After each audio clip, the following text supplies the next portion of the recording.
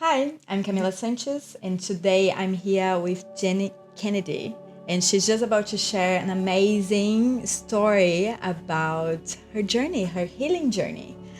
Hi, Jenny.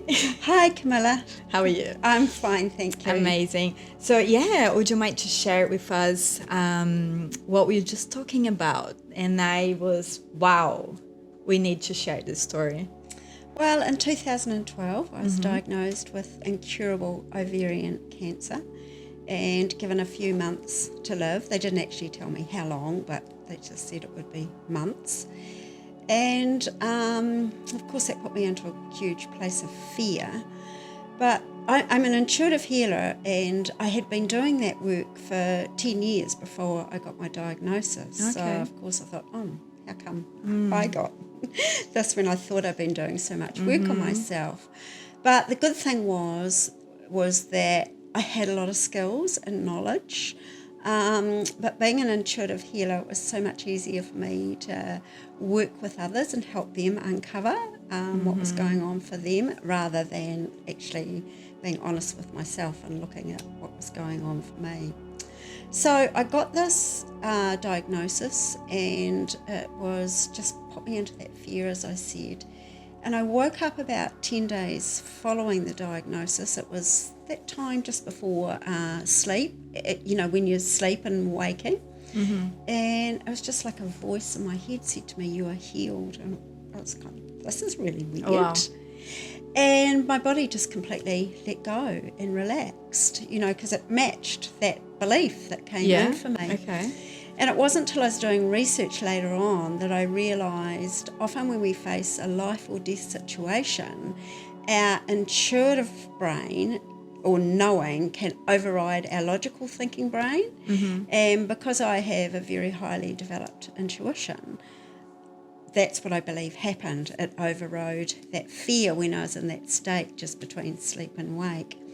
So you first felt that you already healed. Yes. So that was that feeling. Yes. And that way where it comes the manifestation, right? Exactly. The feeling that it's done. Yeah. You're fine. Okay. Yeah. But it wasn't like I knew right then and there that I was healed. It was a knowing that I would heal. Because, I had a tumour. One of my tumours was the size of a melon. So my stomach was out like this. So it was pretty big. And so that's my first step to healing, because I've created 6 steps to healing with what I teach and share with people, is believing. So having hope. And, anybody who reaches out or is looking for a way to heal, they've got that hope.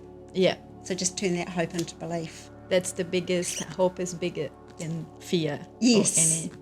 So it shifts Yeah. from just being in that fear and feeling hopeless and helpless, stepping into that. So that's my first step to healing, is to having that hope. And then it was a couple of days later after my diagnosis, and I had a really good friend come and visit me. And she said to me, "Oh, I know someone who's just been diagnosed with what you've been diagnosed with. She's had her first chemo and she's died." And of course, all that fear came back to me. Yeah. But I knew once I'd set that intent to heal, it's like life, the universe, whatever you want to call it, would bring to me exactly what I needed to heal. And that's my second step to healing, is to only surround yourself with people that are going to believe in you, that you can heal. So I became a lot more discerning then around who I'd have in my life and who I would share, my journey and what I was going through. So then I thought, okay, well, how do I do this? How do I heal? And so I went into meditation, and I was guided to actually go into the tumour, because at that stage, even though I had a huge lump in my lower abdomen, I looked fine. I just looked like I do now. I felt fine. I felt healthy. I'd just been away on holiday, so I was, tanned and Feeling all the rest good, relaxed. Totally. Wow. And when I went into the tumour, I was guided to go into the tumour. What it said to me is, "Yep, Jenny, you look good. You feel great. But something's not right inside. You're out of alignment with who you truly are." And it's like, oh yeah, okay, that's a bit of a sign. let's explore this and see where it goes.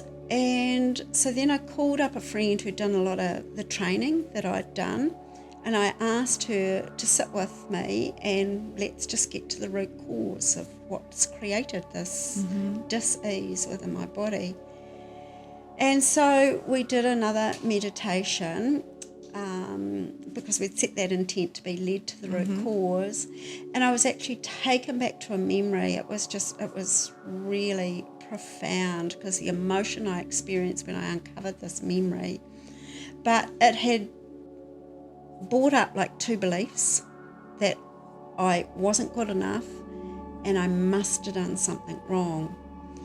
And I had lived my life from that point on edge. Like I was in my sympathetic nervous system, always in a place of stress, thinking I wasn't good enough and I must have done something wrong.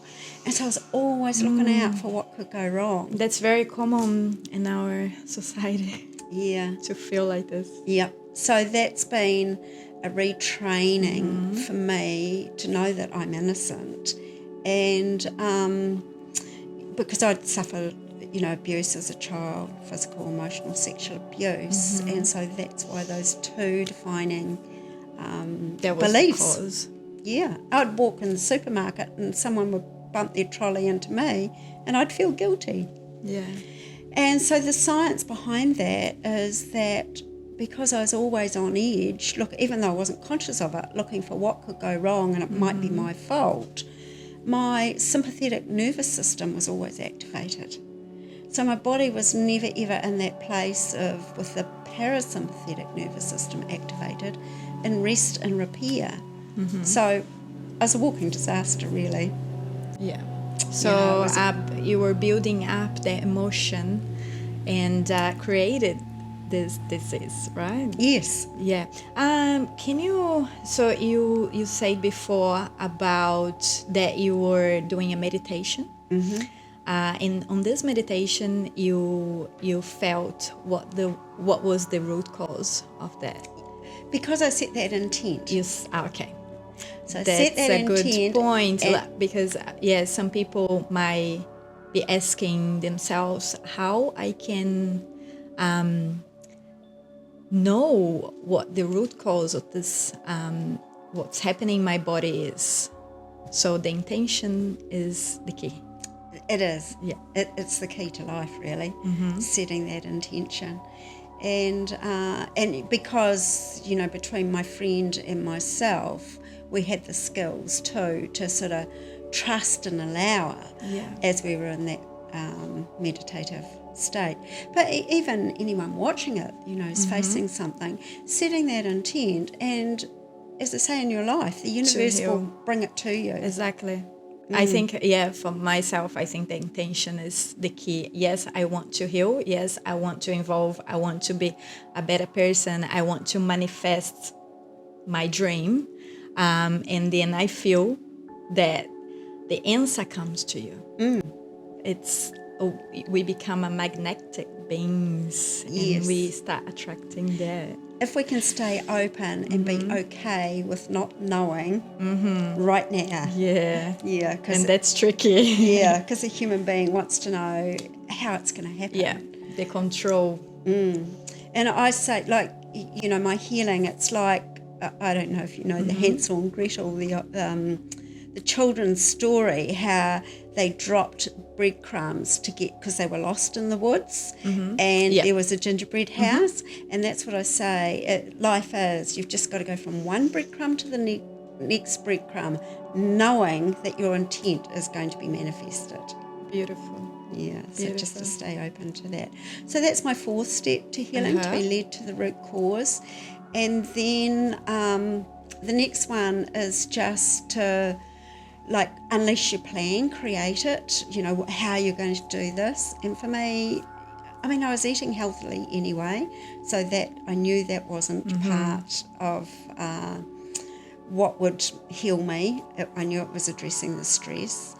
But I did yoga and I did Qigong, and I, as I said, surrounded myself with people who also believed I could heal. And I got myself in nature as much as I Awesome. can. Because in nature, you know, then we can be in the moment. Negative ions as well. Yeah, out of that place of Yeah. stress and worry. Because even though I had that knowing that I was healed, every time I go to the medical people, they'd tell me, we can't heal you. Okay. So I would go back into the fear. Okay. So I'd have to get myself out of that fear again. Yeah, so your journey was always going back to a relaxation mode where you could feel safe. Safe and trust. And have the safety. faith. That's beautiful. Do you have any evidence, because you were talking about your emotions being stuck, right? Do you have any medical evidence? Oh, yes, I do actually. Okay. Because I got through, and as far as the medical, they said I have no evidence of disease, but they were still going to check me occasionally. I can't remember if it was every 6 months or whatever. And I was living in the South Island and I shifted to the North Island, so I had to change my medical team. And I got a new gynecologist. And I had chosen not to have any more blood tests because they said they couldn't do any more except give me more chemo. Okay. And I didn't want to do any more chemo. And he said to me, oh, you need to have blood tests. And I said, oh, no, I thought it would have been on my notes. Don't want to have any more blood tests. Yeah. No, we need to have it. I said, no, I don't want any more blood tests. He completely ignored me. He picked up that, the lab thing that they fill in and said, no, slammed it down on the desk. You need to go and get blood tests. And I was really fuming because I felt like I was overpowered and hadn't been heard, going back to, it was triggering old abuse issues. Yeah. So anyway, I sat with that for a couple of days and I thought, oh, well, I'll show you. And I went down and had some blood tests and I never heard anything for about 10 days. And my doctor, who I hadn't yet met because I just shifted up to the North Island of New Zealand, to here to Mount Wanganui, she rang me and she said, oh, has anyone given you your blood results? And I said, no. And she went, oh, and then there was silence. She said, oh, your cancer markers have shot right back up. You need to get to your oncologist as soon as possible. So that was kind of a big shock because I, thought I was fine.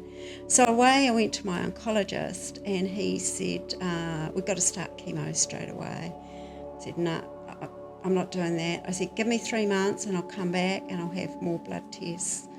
So I went away and worked on why I'd allowed someone, particularly a male, because that was my history, from overpowering me, and why I'd allowed myself to be triggered from that. And I went back 3 months, had the tests, and to their surprise, my cancer markers had dropped right back down. They said, we don't know how this happens.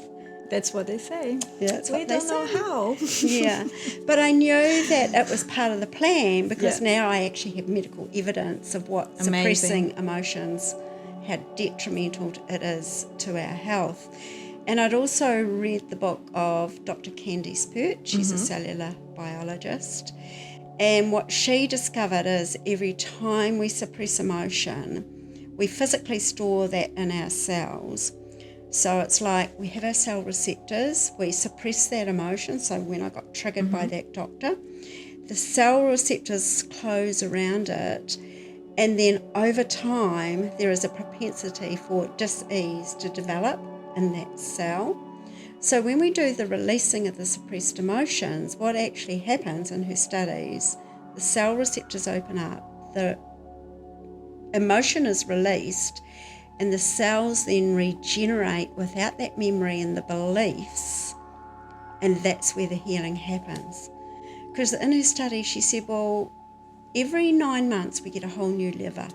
So if someone's got liver cancer, why have they still got it in 9 months' time?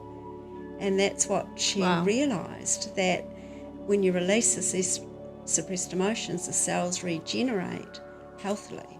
So, we don't have to do anything else but release those suppressed emotions. In how do we do this? Do you have any tips to release these suppressed emotions? Because sometimes we do get addicted to that feeling, to that emotion, right? Yes. And we can't find a way out. That's exactly it. It's kind of hard when you're in it to Yeah. knowing what you do. So you can go and seek someone to support you and help you uncover where you are suppressing emotions and what's happened. But when we suppress emotions, we unconsciously create beliefs around ourselves. So I was feeling angry, because I was abused, but I was never given permission to feel anger as a child, so I didn't even actually know I was angry. I was just suppressing that anger. That's how strong it was. But it was the beliefs that I couldn't have a voice, I wasn't in control of what to happen to me, that type of thing. And going back to I must have done something wrong. So when we can recognise the belief that's running us in our lives, then we can choose to shift that belief. That's a way of suppressing emotions. It's like a domino effect. So when I recognise that, it must have been my fault, and then I shifted that to, no, I'm innocent. It's not my fault. Then I would look at where that showed up in my life, and by doing that in the moment, we're releasing those emotions all the time. Yeah, so it would be kind of a brain exercise. So even if you're not feeling that, even if you're still feeling that was your fault, maybe we keep doing this exercise, and then we train our brain with that feeling. Well, the thing is because our body is the barometer to the soul. So our body will always, we go, when someone triggers us or something like that. So we recognise that in their body, and then we ask ourselves, what am I actually feeling? Because a lot of us have not been given permission to feel, and it can take a while to start naming what you are feeling. So then you recognise in your body, and then you bring it up into the head and say, okay, what's that belief in me that's been triggered? Now what can I change, and what am I going to do about it? So for example, that doctor that I saw, I could have just not been triggered by him and just think, oh, well, he can write that out. I'm not doing it, and just not affected me, and just walked out. But because I was still running from that old programming, that's how it affected me. So we've got to learn to become the observer of our own lives, really. To take a step back and not be in our lives, but observe what is happening to us. That is your the gold. words, your thoughts. Yes, your feelings. Yeah. So that's pretty much the cause, the suppressed emotions, and plus diet, plus exercise, plus giving your body the gifts of nature, for example. Yeah. Yeah. And the support, the groups I run, online groups, that people going through a similar journey, find your people. There's so much healing in being able to share and be heard. And the science around this, Dr. Bruce Lipton has done some amazing work of looking at how our beliefs actually affect ourselves, and this was a huge aha moment for me. He wrote a book, Biology of Emotions, and Biology of Belief, and he was looking at his petri dish, and he realised that it is the perception of the environment that actually controls a cell. And I thought, okay, what does he mean by that? And what he said was, it's the belief that controls the cell. So the minute we change our belief is the minute our cells start to change to match it. And it takes a bit to get your head around it, but when I had that knowing that I was healed, that was the minute my body started to heal. So do we need to change our thoughts, to change ourselves, for ourselves respond to our thoughts, and after our environment respond to our thoughts. Yes. So it's a bit, It's like putting the cup that or the connection. piece. It's like, Yeah. you've got to believe it before you see it. Okay. And as humans, we want to see it and then believe it. But that's how energy works, you see. By believing it, we're changing the energy. And then the manifestation of the seeing then comes into to being for us. And everything is energy, and we can't run away from it. No. Actually, it's interesting, in all the research I've done, even, like surrounding yourself with positive people, but, when someone worries about someone else, they did this study in 2 universities in America, and they were having one group of 50 people just send positive thoughts, prayers, whatever you want to call it, to another group of people, and they hook them all up to machines. And the second group of people didn't even know that these other group were going to send them, positive vibes and love and prayers and all the rest of it. And at the exact time that they got the first group to start sending them love and prayers, endorphins and oxytocin and all these beautiful feel-good healing chemicals just automatically started being released in the second group's bodies. And because they had no idea what was happening, and they did it for about 20 minutes, and then they just asked them, how do you feel? And they said, I don't know, we just feel better. What have you done? Wow. And that's what, I say to people, it's a wasted energy worrying about someone. If someone has got a diagnosis, then it's so important to see them as already healed and support them in that journey, having that faith and that belief. Or, if you're worried about anybody in your life. And that was interesting what you said before, because you were already doing a lot of work on yourself and helping a lot of people heal. Mm-hmm. And then this happened to you. Maybe that was also part of your healing, because you were doing so much work on yourself, and that came up. Yes. Right? And that can happen. Yeah. And that's what we've got to be really careful not to beat ourselves up, because I did. I went into so much shame because I thought, oh my gosh, I'm maybe supposedly helping others, and look exactly. what happened. Yeah. But and there's always just have to trust. Yeah. Right? And there's always a bigger picture. It's always a big. Yeah, totally. That's my thing. Yes. It's always a bigger picture. And what about gratitude? Now, are you grateful for your experience, for your past, for everything that happened to you and all you learned? I'm extremely grateful, because... Would you change anything? No, wouldn't change anything, because what I've learned now is, my life is just like magic, really. Wow. It's so beautiful. It's just, I just manifest what I need to manifest. It's not like I even do vision boards or anything like that. Beautiful. Right now. My life is just in the flow of trusting. Beautiful. What will show up will show up. What's meant for me is meant for me. Cancer was not an enemy, was actually guiding you for something bigger. Yes, it's tough. Mm-hmm. It's really tough when people get that diagnosis, because it's right then and there. This is living or dying type thing. But if you can look at it as if, what have you come to teach me? Yeah. What do I need to learn? And then it gets easier. Yes.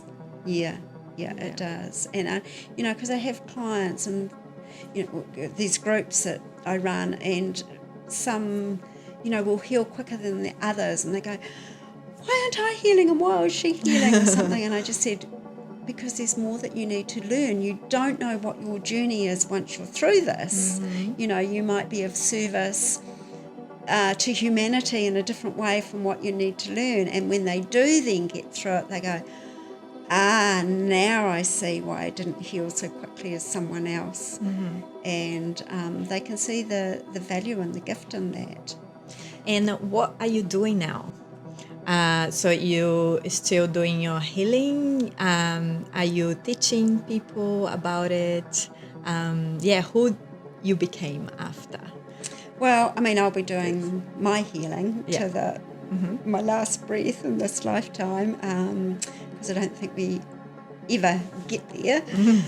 But yes, I do work with people one-on-one, and I also run workshops, online workshops. So they run 6 weeks, which is called Living Your Best Life.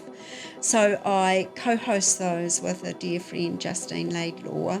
She's a local here, and she got diagnosed with very aggressive colon cancer, and she healed without chemotherapy.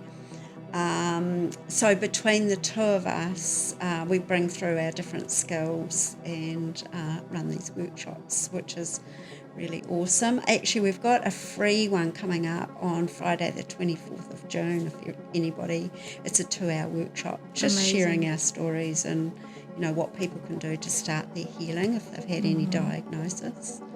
That's awesome.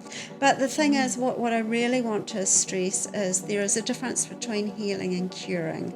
So it's not like we can offer a cure. A cure is just eliminating any symptoms, whereas healing is identifying with our spiritual selves. And a bonus of healing can be curing.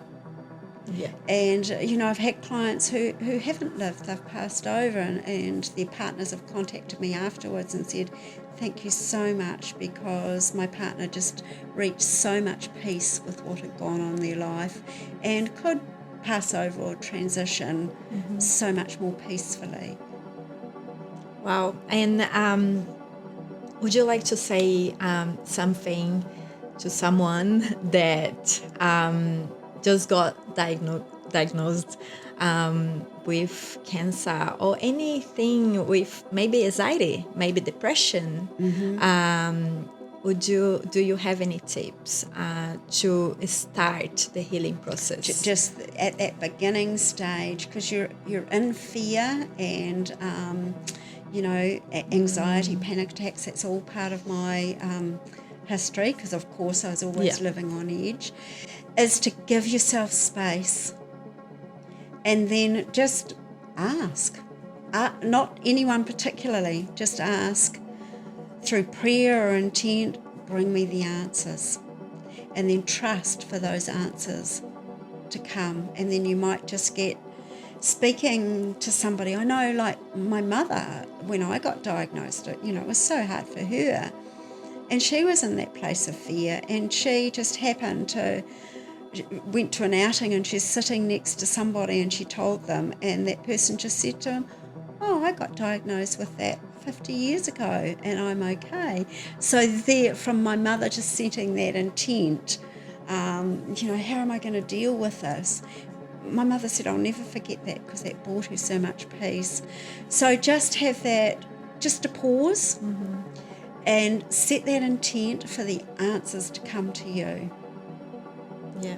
If anybody's just being diagnosed or in that place. Because we just get stuck in the fear, and we just go like the hamster on the wheel, go round and round and round. We can't stay there for too long. No. We have to shift. Yes. And it's that spiritual law, or it's, written in the Bible, ask and you shall receive. But we forget, or we're not even taught to actually ask. Yeah. And we feel maybe ashamed to ask. And no, I don't deserve. Yes.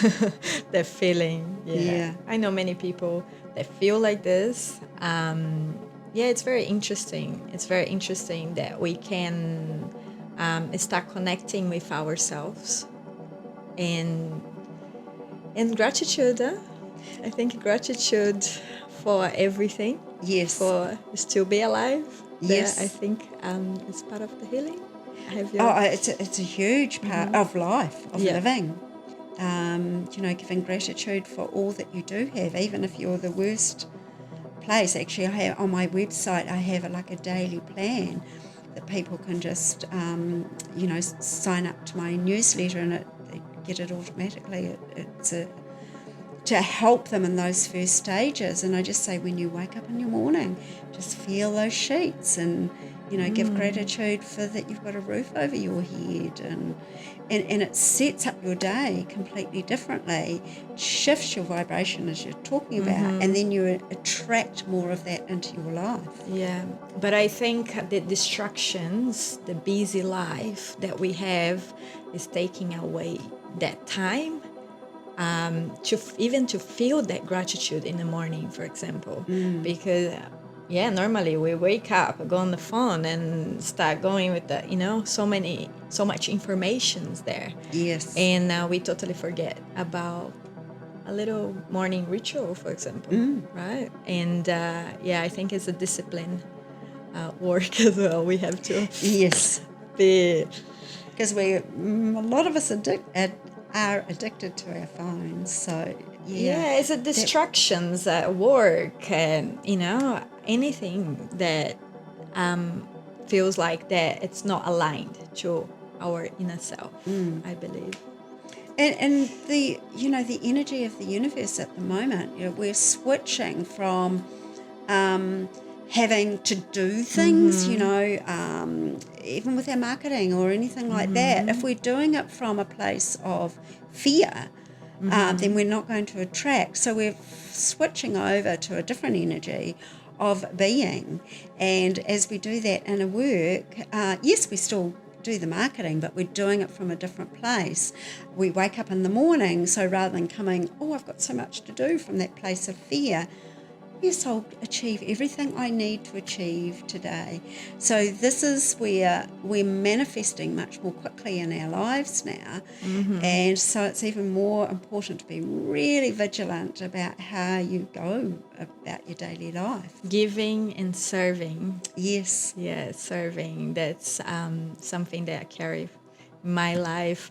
And it's really interesting you're talking about manifestation. And you say how you manifest things very quickly now. Well, the thing is, the easiest way to manifest is what feels good. Perfect. What feels right in the moment. Even if it's a business thing or, nowadays people say, you've got to be on social media and you've got to post so many times a day.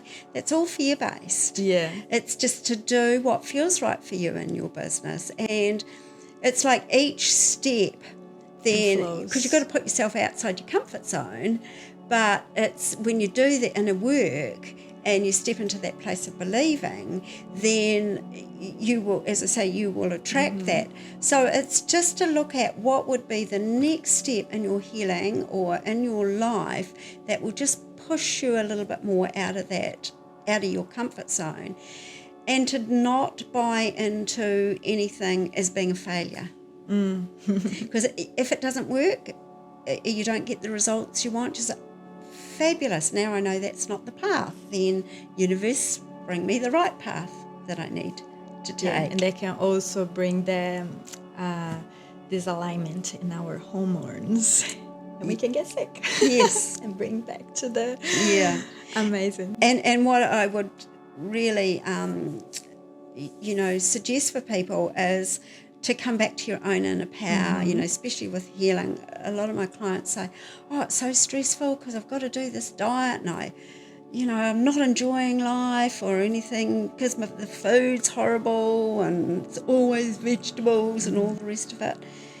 And I say, it's all about energy. Whatever we're doing, if you feel good when you're eating, and of course you're not going to feel good eating McDonald's every day, and you're connected to your intuition. But if you want to have that one beautiful piece of chocolate cake, then do it and enjoy it. And it's the same in life. We don't want to be, because that creates stress, being too structured and having to do it right. Awesome.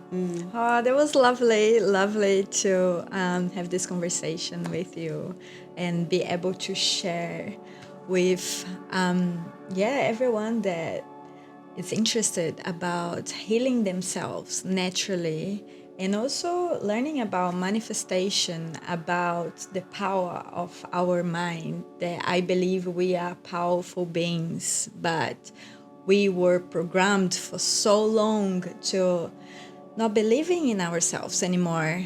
and be waiting for a savior, someone to save us. And I'm very honored to talk to you and to be able to share this with everyone. Thank you so Thank much, you so much, Camilla, for giving me this opportunity to thank share you. what I've learned, my Thank story you. today. Thank you so much. Thank you.